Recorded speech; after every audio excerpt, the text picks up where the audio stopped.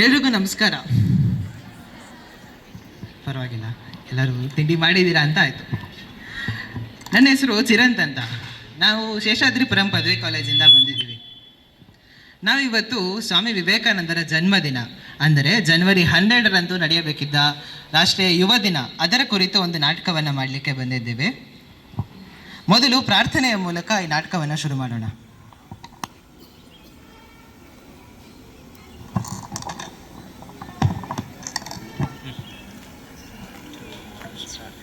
ಕಾಲಾತೀತ ಪ್ರಬಲ ಕಾಮಾರ್ಯವತಾರ ಕಾರ್ಯನುಗ್ರಹ ಪಾತ್ರ ಕಲಿಪೀಡ ಭಗ್ನ ಜಯ ದೇವ ಜಯ ದೇವ.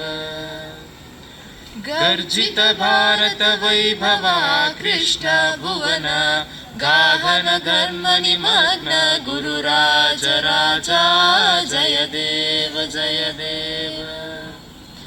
ಶಮದಮಾದಿ ಗುಣಭೂಷ ಸತ್ವಜ್ಞವರೇಣ್ಯ ಸಕಲ ತಾಪ ನಿವಾರಣ ಸಾರದ ಶಿಷ್ಯ ಜಯ ದೇವ ಜಯ ದೇವ. ಶಶಿಭೂಷಣ ರಾಕಾರ ವರಯತಿ ಗಣ ಸಹಿತ ಶುದ್ಧ ಜ್ಞಾನ ವಿಬೋಧಿತ ವಿವೇಕ ಆನಂದ ಜಯ ದೇವ ಜಯ ದೇವ ಜಯ ದೇವ ಜಯ ದೇವ ಜಯ ವೀರ ನರೇಂದ್ರ ಹೇ ಧೀರ ನರೇಂದ್ರ ರಾಮ ಕೃಷ್ಣ ಗುರು ಪದ ಸೇವಾ ನಿರತ ಜಯ ದೇವ ಜಯ ದೇವ ಜಯ ದೇವ ಜಯ ದೇವ ಜಯ ದೇವ ಜಯ ದೇವ. ಧನ್ಯವಾದ.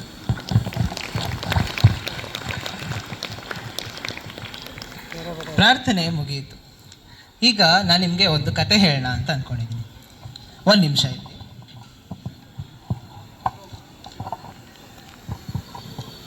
ಇವ್ರು ಯಾರು ಅಂತ ಗೊತ್ತಾ ಮಕ್ಕಳೇ? ಪರವಾಗಿಲ್ವೇ, ನಮ್ಮ ಮಕ್ಕಳು ಎಲ್ಲ ತಿಳ್ಕೊಂಡಿದ್ದಾರೆ ಅಂತ ಆಯಿತು. ಇವರು ಸ್ವಾಮಿ ವಿವೇಕಾನಂದರು. ಇವರ ಕುರಿತು ಸಣ್ಣ ಪರಿಚಯವನ್ನು ನಾನು ನಿಮಗೆ ಕೊಡ್ತೀನಿ.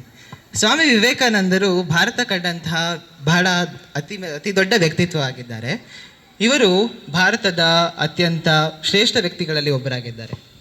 ಇವರು ನ್ಯಾಯ ಬೋಧಕರಾಗಿರ್ತಾರೆ. ಭಾರತದಲ್ಲಿ ಸಮಾಜ ಸುಧಾರಣೆಗೆ ಬಹಳ ಮುಖ್ಯ ಪಾತ್ರವನ್ನು ವಹಿಸಿದ್ದಾರೆ. ಇವರು ಜನವರಿ 12, 1863ರಂದು ಕಲ್ಕತ್ತಾದಲ್ಲಿ ಜನಿಸ್ತಾರೆ. ಇವರ ತಂದೆ ವಿಶ್ವನಾಥ ದತ್ತರು ಕಲ್ಕತ್ತಾದಲ್ಲಿ ಪ್ರತಿಷ್ಠಿತ ಹೈಕೋರ್ಟ್ ಒಂದರಲ್ಲಿ ವಕೀಲರಾಗಿರ್ತಾರೆ. ಹಾಗೆ ಇವರ ತಾಯಿ ಭುವನೇಶ್ವರಿ ದೇವಿ ಅವರು ಗೃಹಿಣಿ ಹಾಗೂ ಧಾರ್ಮಿಕ ಮಹಿಳೆಯಾಗಿರ್ತಾರೆ. ಇವರು ಚಿಕ್ಕ ವಯಸ್ಸಿನಿಂದ ಬಹಳ ಉತ್ಸಾಹದಿಂದ ಕೂಡಿದ ವ್ಯಕ್ತಿತ್ವ ಆಗಿರ್ತಾರೆ. ಯಾವುದೇ ವಿಷಯವನ್ನು ಕಲಿಯೋದಕ್ಕೆ ಅವರಿಗೆ ಬಹಳ ಕುತೂಹಲ ಇರುತ್ತೆ ಮತ್ತು ಬಹಳ ತುಂಟರಾಗಿರ್ತಾರೆ. ಇಷ್ಟೆಲ್ಲ ತುಂಟತನದೊಂದಿಗೆ ಇವರಿಗೆ ಬಹಳ ಅತಿ ಹೆಚ್ಚು ಏಕಾಗ್ರತೆ ಇರುತ್ತೆ. ಇವರು ಬಾಲ್ಯದಲ್ಲಿ ಹೇಗಿದ್ರು ಅನ್ನೋದನ್ನು ನೋಡ್ತಾ ಹೋಗೋಣ.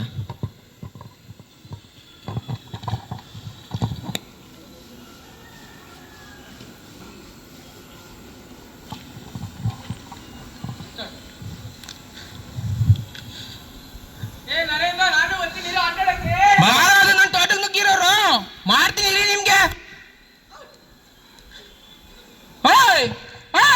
ಒಯ್ತೇನೆ ಇವರು ಇಲ್ಲಿ ಹೋಗ್ರ ಕಡೆ ಹೋಗಾಕ ಆ ಕಡೆ. ಯಾರಯ್ಯ ನೀನು? ನಾನ್ ಯಾರ? ನಾ ಈ ತೋಟದ ಮಾಲೀಕ. ಸಾಕ್ಷಿ ಏನು? ನನ್ನ ಹತ್ರ ಸಾಕ್ಷಿ ಕೇಳ್ತಾ ಇವು ಮಾಡ್ತೀನಿ ಇವಕ್ಕೆ. ಆಟ ಏನಿಲ್ಲ. ಬಂದ್ರಪ್ಪ ಇಲ್ಲಿ. ಈ ತೋಟದಲ್ಲಿ ಭೂತ ಐತೆ ಕಂಡ್ರಲ್ಲ. ತಿರ್ಗಾ ಬಂದೇನಯ್ಯ ನೀನು? ಎಂತಾಗೂ ಇಲ್ಲ. ಒಯ್ತಾನೆ ಇವ್ರು. ನಿಂತ್ಕೊಂಡಿಲ್ಲ ಇಲ್ಲಿ. ಈ ತೋಟದಲ್ಲಿ ಭೂತ ಐತೆ, ಮನೆಗೆ ಹೋಗ್ರಿ. ಮಟ್ ಮಧ್ಯಾಹ್ನ ಆಗೈತೆ. ಯಾವ ಭೂತ? ವೈಕ್ಲಿಗೆ ಹಂಗೆಲ್ಲ ಎದುರಿಸ್ತಿದ್ಯಲ್ಲ, ಎಂತದು ಇಲ್ಲ ನೀವು ಸುಮ್ಮನೆ. ನಂಗೆ ಅನ್ಸುತ್ತೆ ಭೂತ ಇದೆ ಅಂತ.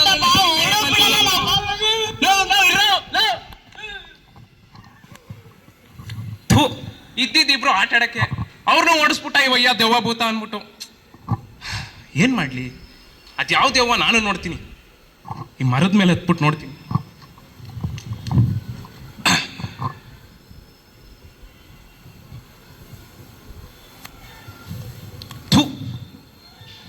ಒಂಚೂರು ಗಾಳಿನೂ ಆಡ್ತಾ ಇಲ್ಲ, ಒಂದ್ ಎಲೆ ಉದುರುತ್ತಾ ಇಲ್ಲ. ದೆವ್ವ ಎಲ್ಲಿಂದ ಬರೋದು? ಇವಯ್ಯ ಹೇಳ್ತಾನೆ. ನಮ್ಮ ಅಮ್ಮಂಗೆ ಗೊತ್ತಿರ್ಬೇಕು, ಅವ್ರನ್ನ ಕೇಳ್ತೀನಿ. ಅಮ್ಮ ಅಮ್ಮ ಅಮ್ಮ, ಇಲ್ಲೇ ಇದ್ಯಾ? ಏನಾಯ್ತು ಗೊತ್ತಾ? ಏನಾಯ್ತು? ಅಲ್ಲಿ ನಾನು ತೋಟದಲ್ಲಿ ಆಟ ಆಡ್ತಿದ್ನೆ ಗೆಳೆಯರ ಜೊತೆ. ಆ ತೋಟದ ಮಾಲೀಕ ಬಂದ್ಬಿಟ್ಟು ಇಲ್ಲೆಲ್ಲ ಆಟ ಆಡ್ಬಾರ್ದು ಕಣ್ರಪ್ಪ, ಆಟ ಆಡಿದ್ರೆ ನಿನ್ನ ದೆವ್ವ ಬಂದು ಹಿಡ್ಕೊಂಡು ಹೋಯ್ತಿದೆ ಅನ್ಬಿಟ್ಟು ಎದುರಿಸ್ಬಿಟ್ಟ. ಅದಕ್ಕೆ ಎದ್ರಕೊಂಡು ಅವ್ರು ಓಡೋದ್ರು. ಅದ್ ಯಾವ ದೆವ್ವ ನಾನು ನೋಡ್ಬೇಕು, ತೋರ್ಸಮ್ಮ. ಬರೀ ಇದೇ ಆಯ್ತು ನಿಂದು ಯಾವಾಗ್ಲೂ. ಅಮ್ಮ ಏನಮ್ಮ ನೀನು ಹಿಂಗ್ ಮಾತಾಡ್ತೀಯ? ನಿನಗ್ ದೆವ್ವ ಕಾಣಿಸುತ್ತೆ, ಆ ಊರಲ್ಲಿರೋರು ಎಲ್ಲರಿಗೂ ದೆವ್ವ ಕಾಣಿಸುತ್ತೆ, ನನಗ್ ಗೆಳೆಯರಿಗೆ ದೆವ್ವ ಕಾಣಿಸುತ್ತೆ, ನನಗ್ ಮಾತ್ರ ಕಾಣಿಸಲ್ಲ. ತೋರ್ಸಮ್ಮ ನೀನು. ಬರೀ ದೆವ್ವ ದೇವ್ರು ತೋರ್ಸು ಅನ್ನೋದೇ ಆಗೋಯ್ತಲ್ಲ. ಅಮ್ಮ ನಾನು ನೋಡ್ಬೇಕು, ತೋರ್ಸಮ್ಮ ನೀನು. ಏನಮ್ಮ ನೀನು? ಈವ್ನಿಂಗ್ ಮಾಡ್ತೀನಿ. ಯಾವ ದೆವ್ವ? ಅಮ್ಮ ಅಮ್ಮ ಅಮ್ಮ ನೋಡಿದ್ರಲ್ಲ ಮಕ್ಕಳೇ, ಚಿಕ್ಕ ವಯಸ್ಸಿನಿಂದನೂ ವಿವೇಕಾನಂದರಿಗೆ ಎಲ್ಲ ವಿಷಯಗಳ ಮೇಲೆ ಕುತೂಹಲ ಇರುತ್ತೆ. ಹೀಗೆ ಅವ್ರ ಗೆಳೆಯರೊಂದಿಗೆ ಆಟ ಆಡ್ತಾ ಇರಬೇಕಾದ್ರೆ ದೆವ್ವ ಭೂತ ಅಂತ ಹೇಳಿ ತೋಟದ ಮಾಲೀಕ ಹೆದರಿಸ್ತಾರೆ. ಆಗ ಯಾವ ದೆವ್ವ ಯಾವ ಭೂತ, ನಾನು ಅದನ್ನು ನೋಡಬೇಕು ಅಂತ ಹೇಳಿ ವಿವೇಕಾನಂದರು ಅವ್ರ ತಾಯಿ ಹತ್ರ ಹೋದಾಗ ಅವ್ರನ್ನ ಶಾಂತಗೊಳಿಸೋದಕ್ಕೆ ವಿವೇಕಾನಂದರ ತಾಯಿ ಅವರ ತಲೆಯ ಮೇಲೆ ನೀರನ್ನು ಹಾಕಿ ಅವ್ರನ್ನ ಶಾಂತಗೊಳಿಸ್ತಾರೆ. ಹೀಗಿರುವಾಗ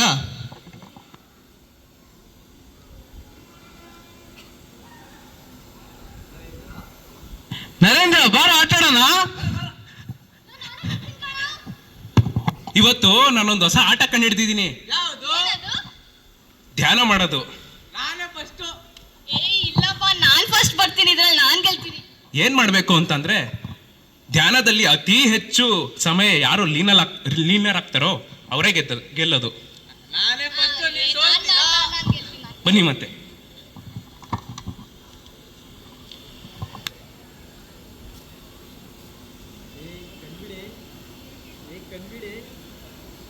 ಲೇ ಕಣ್ಬಿಡೆ.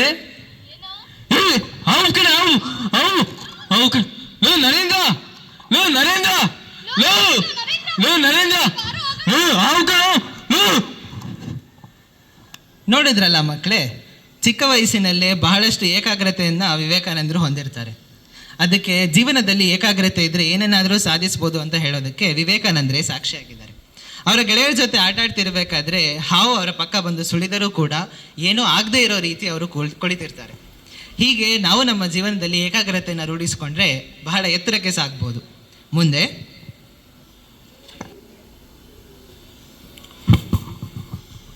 ಅಮ್ಮ ಹಾ ಬನ್ನಿ. ಹೇಳಿ.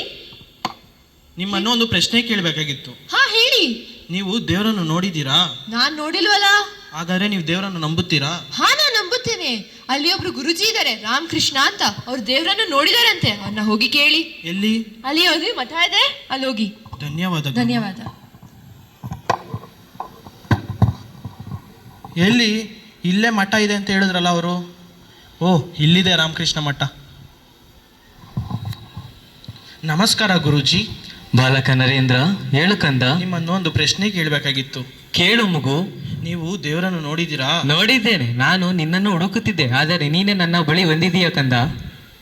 ಏನು ದೇವರನ್ನು ನೋಡಿದ್ದೀನಿ ಅಂತಾರೆ, ನನ್ನ ಹೆಸರು ಬೇರೆ ತಿಳ್ಕೊಂಡಿದ್ದಾರೆ. ನನಗೇನು ಅರ್ಥನೇ ಆಗ್ತಾ ಇಲ್ಲ.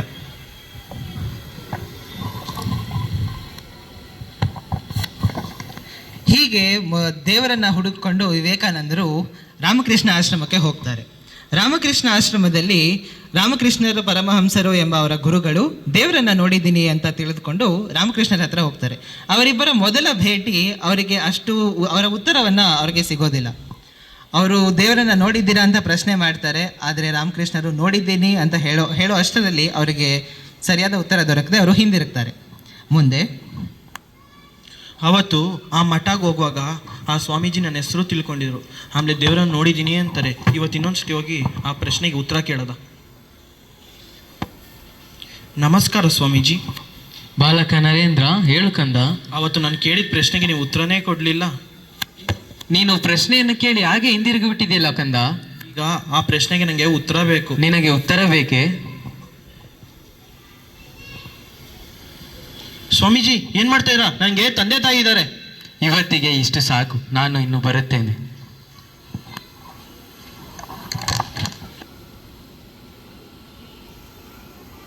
ಹೀಗೆ ಎರಡನೇ ಬಾರಿ ರಾಮಕೃಷ್ಣರನ್ನು ಭೇಟಿಯಾದಾಗ ಅವರಿಗೆ ಅವರ ಪ್ರಶ್ನೆಯ ಉತ್ತರ ಸಿಕ್ಕುತ್ತದೆ.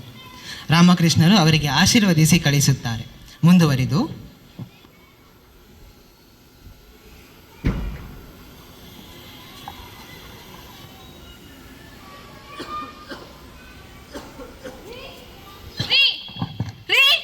ಏನಾಯ್ತು ರೀ? ಅಯ್ಯೋ ರೀ, ರೀ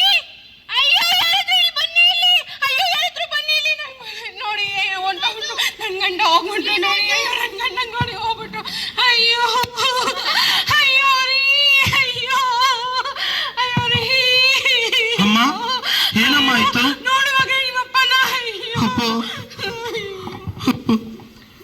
ಇದು ನಂದು ಅವ್ರ ಆಸ್ತಿ ತಗೊಂಡಿದಾರಲ್ಲ, ಅದೇನು ಮಾಡೋದೀಗ? ನನಗೆ ನನ್ನ ಆಸ್ತಿ ಪಾಲ್ ಬೇಕು. ಅವ್ರ ಅಪ್ಪ ಹೋಗಿದ್ದಾರೆ ಅಂತ ನಾವು ಸುಮ್ಮನಿರಕ್ಕಾಗಲ್ಲ. ನೀವು ನಿಮ್ಮ ಸಾಲನ ಕೇಳಿ. ಹೌದು, ನಾನು ಹೆಂಗಾದ್ರೂ ಕೇಳಿ ನರೇಂದ್ರ ಹತ್ರ ಮಾತಾಡೋಣ. ಬಾಲಕ ನರೇಂದ್ರ, ಸ್ವಲ್ಪ ಬಾಯಲ್ಲಿ. ಏನ್ ಹೇಳಿ? ಇದು ನಿಮ್ಮ ಅಪ್ಪ ತುಂಬಾ ಸಾಲ ತಗೊಂಡಿದ್ರು, ಇವಾಗ ಅದನ್ನ ನೀನೇ ತೀರಿಸ್ಬೇಕು. ಖಂಡಿತ ತೀರಿಸ್ಕೊಡ್ತೀನಿ, ಆದ್ರೆ ನಂಗೆ ಸ್ವಲ್ಪ ಸಮಯ ಕೊಡಿ. ನೋಡು ಬಾಲಕ ನರೇಂದ್ರ, ನಿಮ್ಮ ಅಪ್ಪ ಏನೋ ಹೋಗ್ಬಿಟ್ರು, ಆದ್ರೆ ನಮ್ಮ ಆಸ್ತಿ ಪಾಲ್ ನಮಗೆ ಬೇಕೇ ಬೇಕಲ್ವಾ? ಅಪ್ಪ ಸತಿ ಸ್ವಲ್ಪ ದಿನನೂ ಆಗಿಲ್ಲ, ಅವಾಗಲೇ ಆಸ್ತಿ ಅಂತೆಲ್ಲ ಕೇಳ್ತಾ ಇದ್ದೀರಾ? ಇಲ್ಲ, ನೀನೇನು ಬೇಜಾರು ಮಾಡ್ಕೋಬೇಡ. ಕಾರ್ಯ ಎಲ್ಲ ಮುಗಿಸಿ ಇನ್ನೂ ಸ್ವಲ್ಪ ದಿನ ಟೈಮ್ ತಗೋ, ಆದ್ರೆ ನಮ್ಮ ಆಸ್ತಿ ಪಾಲ್ ನಮಗೆ ಕೊಟ್ಬಿಡಪ್ಪ. ಖಂಡಿತ ತೀರಿಸ್ತೀನಿ, ಆದ್ರೆ ನಂಗೆ ಸ್ವಲ್ಪ ಸಮಯ ಬೇಕು. ಹಾ ಬಾ. ಹೀಗೆ ದುರಾದೃಷ್ಟವಶಾತ್ ವಿವೇಕಾನಂದರ ತಂದೆ ವಿಶ್ವನಾಥ ದತ್ತರು ನಿಧನರಾಗುತ್ತಾರೆ. ಇಷ್ಟು ದಿನ ಕಷ್ಟ ಅಂದರೆ ಏನು ಅಂತ ವಿವೇಕಾನಂದರಿಗೆ ಗೊತ್ತಿರೋದಿಲ್ಲ. ಅಲ್ಲಿಂದ ಕಷ್ಟದ ದಿನಗಳು ಶುರುವಾಗ್ತವೆ. ತಮ್ಮ ಬಂಧು ಬಳಗದವರು ಅವರ ತಂದೆಯ ಸಾವನ್ನು ಕೂಡ ಲೆಕ್ಕಿಸದೆ ತಮ್ಮ ಆಸ್ತಿ ಪಾಲು ಹಾಗೂ ಅವರು ತೆಗೆದುಕೊಂಡಿದ್ದಂತಹ ಸಾಲ ನಮಗೆ ಹಿಂದಿರುಗಿ ಬೇಕು ಅಂತ ಹೇಳಿ ಕೇಳ್ತಾ ಇರ್ತಾರೆ. ಆಗ ಅವರು ವಿವೇಕಾನಂದರು ಸ್ವಲ್ಪ ಸಮಯವನ್ನು ಕೇಳಿ ಸಾಲವನ್ನು ತೀರಿಸಲು ಮುಂದಾಗುತ್ತಾರೆ. ಹೀಗಿರುವಾಗ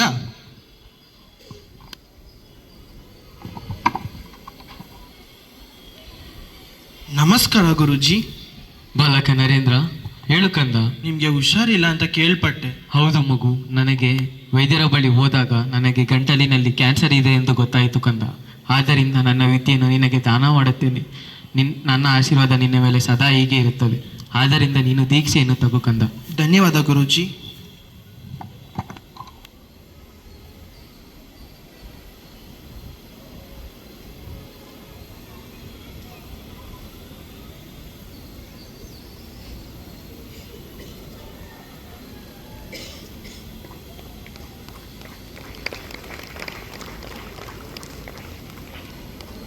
ಆರಂಭ ಶುಭವಾಗಲಿ ಮಗು.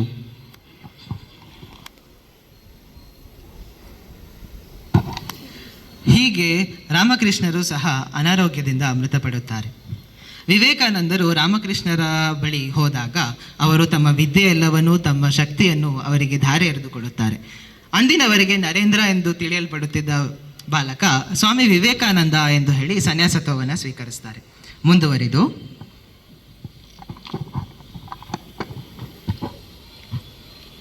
ಬಹುತಿ ಭಿಕ್ಷಾಂದೆ ಬಹುತಿ ಭಿಕ್ಷಾಂದೆ ಬಹುತಿ ಭಿಕ್ಷಾಂದೆ ಬಹುತಿ ಭಿಕ್ಷಾಂದೆ.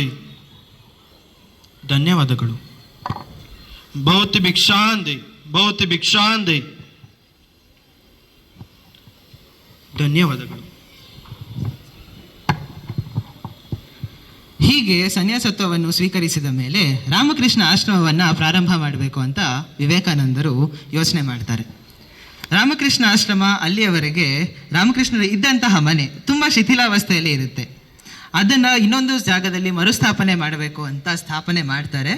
ಅದನ್ನು ಸ್ಥಾಪನೆ ಮಾಡಿದ್ರೆ ಸಾಲದು ಅಲ್ವಾ, ಅದನ್ನು ನಡೆಸೋದಕ್ಕೆ ಅದರ ನಿರ್ವಹಣೆಗೆ ಏನೇನು ಬೇಕಾಗುತ್ತದೋ ಅದನ್ನು ಭಿಕ್ಷಾಟನೆಯ ಮೂಲಕ ಅವರ ಶಿಷ್ಯಂದಿರೊಂದಿಗೆ ಹೋಗುತ್ತಾರೆ. ಆ ಭಿಕ್ಷಾಟನೆ ಮಾಡುವ ಸಂದರ್ಭದಲ್ಲಿಯೂ ಕೂಡ ರಾಮಕೃಷ್ಣರ ವಿಚಾರಧಾರೆಯನ್ನು ವಿವೇಕಾನಂದರು ಜಗತ್ತಿನೆಲ್ಲೆಡೆ ಅವರು ಎಲ್ಲೆಲ್ಲಿಗೆ ಹೋಗ್ತಾರೆ ಅಲ್ಲಿ ಎಲ್ಲ ಸಾರ್ತಾ ಹೋಗ್ತಾ ಇರ್ತಾರೆ. ಹೀಗಿರುವಾಗ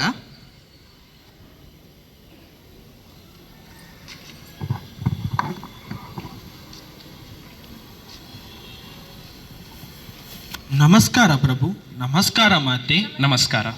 ತಮ್ಮ ಪರಿಚಯ? ನಾನು ಸ್ವಾಮಿ ವಿವೇಕಾನಂದ. ವಿವೇಕಾನಂದರೇ, ಹೇಳಿ, ನಮ್ಮಿಂದೇನಾಗಬೇಕು? ಅಮೆರಿಕಲ್ಲಿ ನಡೆಯುತ್ತಿರುವ ವಿಶ್ವ ಧರ್ಮ ಸಭೆಯಲ್ಲಿ ಭಾಗವಹಿಸಬೇಕು ಅಂತ ಇಚ್ಛಿಸ್ತೀನಿ ಮಹಾಪ್ರಭು. ಅದಕ್ಕೆ ನಿಮ್ಮ ಸಹಾಯ ಕೇಳಿ ಬಂದಿದ್ದೀನಿ. ಆಗಲಿ, ಇದಕ್ಕೆ ನಮ್ಮ ಸಹಾಯ ಸದಾ ಇರುತ್ತದೆ. ನಾವು ತಮ್ಮ ವಿಷಯವನ್ನು ಮದ್ರಾಸಿನ ರಾಜರ ಬಳಿ ಪ್ರಸ್ತಾಪಿಸುತ್ತೇವೆ. ತಾವಿನ್ನು ಹೋಗಿ ಬನ್ನಿ. ಧನ್ಯವಾದ ಪ್ರಭು. ಒಳ್ಳೆಯದಾಗಲಿ. ಮದರಾಸಿಗೆ ಹೋಗೋಣವೇ?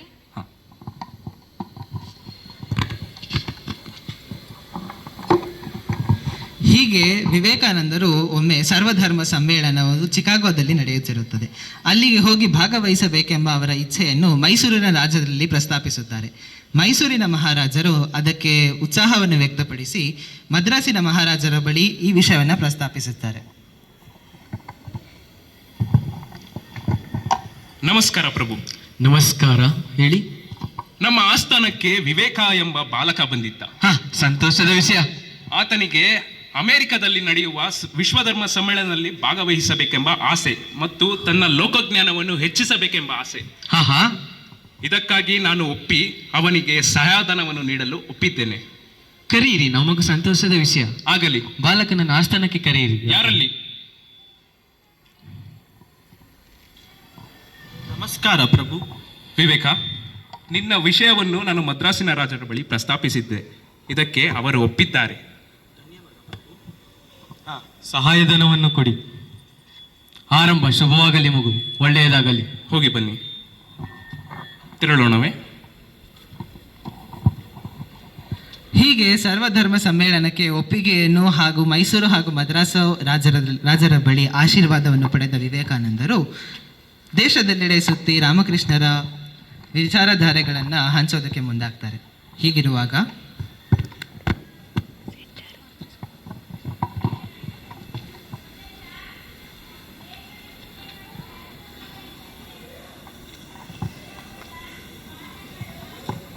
ನಮಸ್ತೆ ವಿವೇಕಾನಂದರೇ. ನಮಸ್ತೆ, ಹೇಳಿ, ನಿಮ್ಮ ಪರಿಚಯ? ನಾನು ಜಮ್ಶೆಡ್ ಜಿ ಟಾಟಾ. ನಾನು ಇಂಡಿಯನ್ ಇನ್ಸ್ಟಿಟ್ಯೂಟ್ ಆಫ್ ಸೈನ್ಸ್ ಎಂಬ ಸಂಸ್ಥೆಯನ್ನು ಸ್ಥಾಪಿಸಬೇಕು ಅಂತ ಅನ್ಕೊಂಡಿದ್ದೀನಿ. ಒಳ್ಳೆಯ ವಿಷಯ. ಇದನ್ನು ನಮ್ಮ ಭಾರತದಲ್ಲಿ ಸ್ಥಾಪನೆ ಮಾಡಿದ್ರೆ ಇಲ್ಲಿರ ಯುವಕರು ಸಹಾಯ ಆಗುತ್ತದೆ. ಆಗಲಿ, ನಿಮ್ಮ ಮಾತಿನಂತೆ ಆಗಲಿ. ನಾನು ಈ ಸಂಸ್ಥೆಯನ್ನು ಭಾರತದಲ್ಲಿಯೇ ಸ್ಥಾಪಿಸುತ್ತೇನೆ. ಧನ್ಯವಾದಗಳು. ಹೀಗೆ ಚಿಕಾಗೋಗೆ ತೆರಳಬೇಕಾದರೆ ವಿವೇಕಾನಂದರ ಭೇಟಿ JRD ಟಾಟಾ ಇವರೊಂದಿಗೆ ನಡೆಯುತ್ತದೆ. ಇವರಿಬ್ಬರು ಮಾಡಿದ ಭೇಟಿ ಭಾರತದಲ್ಲಿ ಅತ್ಯಂತ ಉನ್ನತ ವಿಶ್ವವಿದ್ಯಾಲಯದ ಪ್ರಾರಂಭಕ್ಕೆ ಕಾರಣ ಆಗುತ್ತದೆ. ಸ್ವಾಮಿ ವಿವೇಕಾನಂದರು JRD ಟಾಟಾ ಅವರ ಜೊತೆಗೆ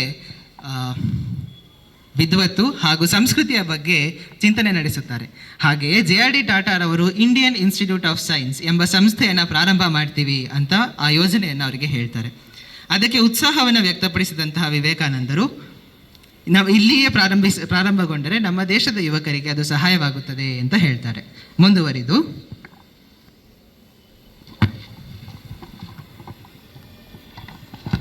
Good afternoon, madam. Good afternoon. How can I help you? I'm Swami Vivekananda.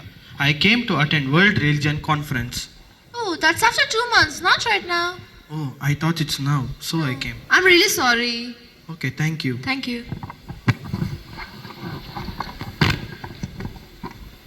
ಹೀಗೆ ಅಮೇರಿಕ, ಚೈನಾ, ಬಾಸ್ಟನ್ ಅಂತಹ ದೇಶಗಳನ್ನು ಸುತ್ತಿ ಶಿಕಾಗೋಗೆ ಹೋದಂತಹ ವಿವೇಕಾನಂದರಿಗೆ ವಿಶ್ವಧರ್ಮ ಸಮ್ಮೇಳನವು 2 ತಿಂಗಳು ಮುಂದೂಡಲಾಗಿದೆ ಎಂಬ ವಿಷಯ ಗೊತ್ತಾಗುತ್ತೆ.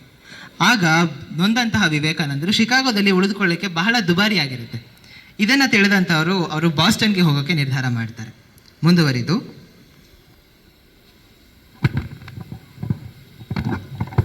ನಮಸ್ತೆ. ನಮಸ್ತೆ, ಹೇಳಿ. ನಿಮ್ಮ ಪರಿಚಯ? ನಾನು ಸ್ವಾಮಿ ವಿವೇಕಾನಂದ. ಅಮೆರಿಕಾಗೆ ಬಂದಿರುವ ಕಾರಣ ಏನೆಂದು ತಿಳಿದುಕೊಳ್ಳಬಹುದೇ? ಇಲ್ಲಿ ಅಮೆರಿಕಲ್ಲಿ ನಡೆಯುತ್ತಿರುವ ವಿಶ್ವಧರ್ಮ ಸಮ್ಮೇಳನದಲ್ಲಿ ಭಾಗವಹಿಸಬೇಕು ಅಂತ ಬಂದಿದ್ದೇನೆ. ಆದರೆ ಅದು 2 ತಿಂಗಳ ನಂತರ ಅಲ್ಲವೇ? ಅದಕ್ಕೆ ಈಗ ನಾನು ಬಾಸ್ಟನ್ಗೆ ಹೋಗ್ತಾ ಇದ್ದೀನಿ. ಬಾಸ್ಟನ್ನಲ್ಲಿ ಎಲ್ಲಿ ವಾಸಿಸುತ್ತಿದ್ದೀರಿ? ಅದರ ಬಗ್ಗೆ ನಾನು ಇನ್ನೂ ಏನು ಯೋಚನೆ ಮಾಡಿಲ್ಲ. ನೀವೇನೋ ತಪ್ಪು ತಿಳಿಯದಿದ್ದರೆ ತಾವು ನಮ್ಮ ಮನೆಯಲ್ಲೇ ವಾಸಿಸಬಹುದು. ಇರಲಿ, ಧನ್ಯವಾದ. ಇಲ್ಲ, ಇದು ನನ್ನ ಅದೃಷ್ಟ, ನಿಮ್ಮಂಥ ದೊಡ್ಡ ವ್ಯಕ್ತಿಯನ್ನು ನಮ್ಮ ಮನೆಯಲ್ಲಿ ವಾಸಿಸೋದಕ್ಕೆ. ದಯವಿಟ್ಟು ಬನ್ನಿ. ಬನ್ನಿ. ಬನ್ನಿ.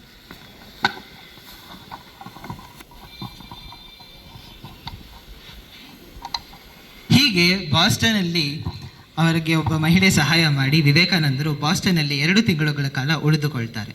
ಮುಂದುವರಿದು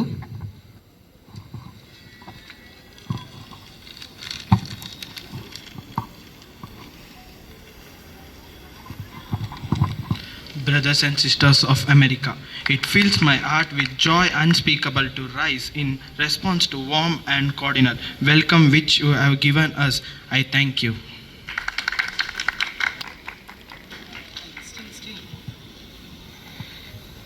ಚಿಕಾಗೋ ವಿಶ್ವಧರ್ಮ ಸಮ್ಮೇಳನವು ಪ್ರಾರಂಭಗೊಳ್ಳುತ್ತದೆ. ವಿವೇಕಾನಂದರ ಮೊದಲ ವಾಕ್ಯ brothers and sisters of America. ಈ ವಾಕ್ಯವನ್ನು ಕೇಳಿ ಎಲ್ಲರೂ ಮೆಚ್ಚುಗೆಯನ್ನು ವ್ಯಕ್ತಪಡಿಸ್ತಾರೆ. 2 ನಿಮಿಷಗಳ ಕಾಲ ಎಲ್ಲರೂ ಚಪ್ಪಾಳೆಯನ್ನು ತಟ್ಟಿ ಅವರಿಗೆ ಪ್ರೋತ್ಸಾಹಿಸ್ತಾರೆ. ವಿವೇಕಾನಂದರು ವಿಶ್ವಧರ್ಮ ಸಮ್ಮೇಳನಕ್ಕೆ ಹೋಗಿದ್ದ ಮುಖ್ಯ ಕಾರಣ ಏನು ಅಂತ ಹೇಳಿದ್ರೆ ರಾಮಕೃಷ್ಣರ ವಿಚಾರಧಾರೆಯನ್ನು ಲೋಕದೆಲ್ಲೆಡೆ ಅವರು ಸಾರಬೇಕು ಅಂತ. ಮತ್ತೆ ಭಾರತದ ಇತಿಹಾಸ ಹಾಗೂ ಭಾರತದ ಸಂಸ್ಕೃತಿಯನ್ನು ಪಾಶ್ಚಾತ್ಯರಿಗೆ ಅಥವಾ ಬೇರೆ ದೇಶದವರಿಗೆ ತಿಳಿಸಬೇಕು ಅಂತ.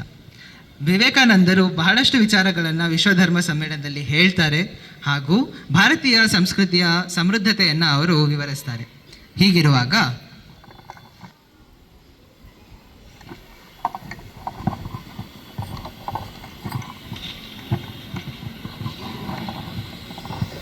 ಶಿಷ್ಯ ಬನ್ನಿ ಇಲ್ಲಿ.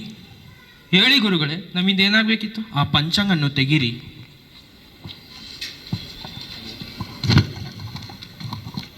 ತೆಗೆದು ಗುರುಗಳೇ, ಈ ದಿನಾಂಕನ ಯಾಕೆ ಗುರುತು ಮಾಡುತ್ತಿದ್ದೀರಾ? ಆ ದಿನ ನಿಮಗೆ ಗೊತ್ತಾಗುತ್ತೆ.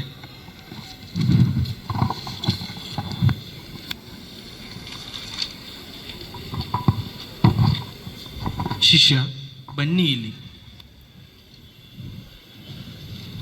ನನಗೆ ಸ್ವಲ್ಪ ಗಾಳಿ ಬೀಸಿ. ಇವತ್ತೊಂದು ದಿನ ನೀವು ಇಲ್ಲೇ ಕುಳಿತುಕೊಳ್ಳಿ.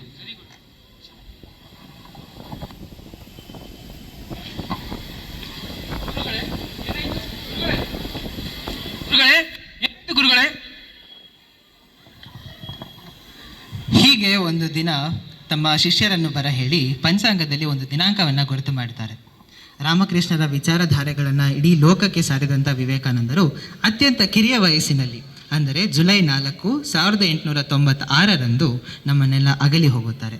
ಆದರೆ ನಾನು ನಿಮಗೆ ಒಂದು ಹೇಳಕ್ಕೆ ಇಷ್ಟಪಡ್ತೀನಿ ಮಕ್ಕಳೇ, ಅವರು ನೀಡಿದಂಥ ವಿಚಾರಧಾರೆಗಳನ್ನ ನಾವು ಜೀವನದಲ್ಲಿ ರೂಢಿಸ್ಕೊಂಡ್ರೆ ಅದು ಬಹಳ ಸಹಾಯಕವಾಗಿರುತ್ತದೆ. ಜನವರಿ 12 ಅವರ ಜನ್ಮದಿನದಂದು ಮಾತ್ರ ನಾವು ಅವ್ರನ್ನ ನೆಂದ್ಕೊಳ್ಬಾರ್ದು.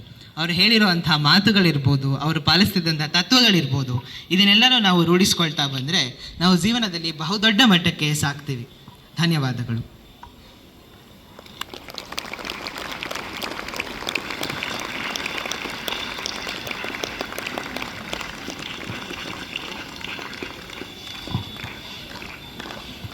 ಪಾತ್ರಧಾರಿಗಳ ಪರಿಚಯ ಹೀಗಿದೆ. ನನ್ನ ಹೆಸರು ಚಿರಂತ್. ನನ್ನ ಹೆಸರು ಭಾವನಾ. ನನ್ನ ಹೆಸರು ಮನಸ್ವಿನಿ. ನನ್ನ ಹೆಸರು ಪವಿತ್ರ. ನನ್ನ ಹೆಸರು ಬೊಮ್ಮಯ್ಯ ಸರ್ ನಾಯಕ್. ನನ್ನ ಹೆಸರು ಕಾರ್ತಿಕ್ ವಿ.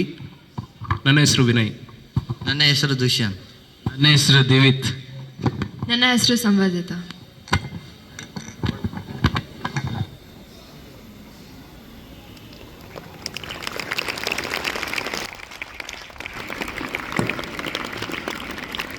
ಇಷ್ಟೊತ್ತು ನಾವು ಒಂದು ವಿವೇಕಾನಂದ ಸ್ವಾಮೀಜಿಯವರ ಒಂದು ಬಾಲ್ಯದಿಂದ ಅವರ ಅಂತ್ಯದವರೆಗೆ ನಡೆದಂಥ ಒಂದು ಸ್ಕಿಟ್ನ ನೋಡಿದ್ದೀವಿ.